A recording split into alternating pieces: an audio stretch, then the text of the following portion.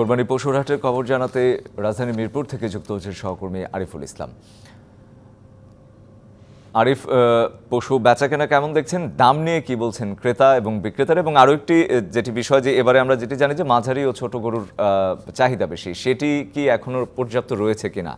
রঞ্জন, পূর্বের সংবাদে আমি গাবতলী কোরবানি পশুর হাট দেখেছিলাম। সেখানে ক্রেতা শূন্য, বেচাকেনা একেবারেই কম, যেহেতু হাট আসলে শূন্য হয়ে গেছে। তার প্রিন্স হচ্ছে কোরবানি পশুর সংকট বা পর্যাপ্ত নেই। এছাড়া আমি এখন আছি মিরপুর এই ইস্টার্ন হাউজিং যে হাটটি, কোরবানি পশু অস্থায়ী হাট, সেখানেও কিন্তু ক্রেতার সমাগমটা একেবারেই নেই।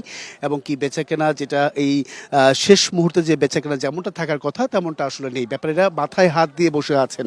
বিশেষ করে যারা বড় গরু নিয়ে এসেছেন তাদের ক্ষেত্রে এই অনেকটাই তারা এইভাবে হতাশ হয়ে বসে পড়েছেন। কারণ তারা বলছেন যে গতকালকেও তারা 10 লাখ টাকা গরু, এখন তারা চাচ্ছেন 4 থেকে 5 লাখ টাকা। তারপরেও অনেক ক্রেতা নিচ্ছেন না বা আগ্রহ দেখাচ্ছেন না। তার মানে বুঝতে হবে যে এই ছোট এবং কি মাঝারি গরুর চাহিদা কিন্তু শুরু থেকেই, এবারের যে কুরবানি পশুর হাট এইখান থেকে শুরু থেকে কিন্তু এর চাহিদাটা অনেক বেশি ছিল।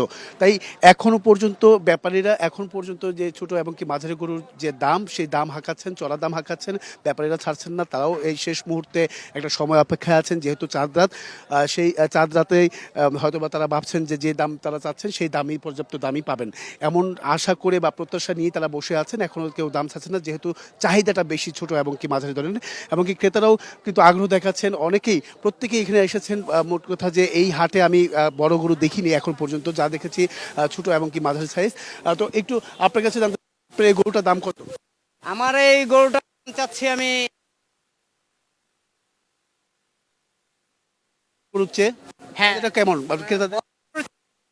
অনেকের সামর্থ্য থাকে না, অনেকের সাধ্যের বাইরে, যার জন্য অধিকাংশ মধ্যবিত্ত থেকে নিম্নবিত্ত হয়তোবা যারা ভাগে দেয় এরকম লোকজনও হয়তোবা যারা ভাগে দেয়,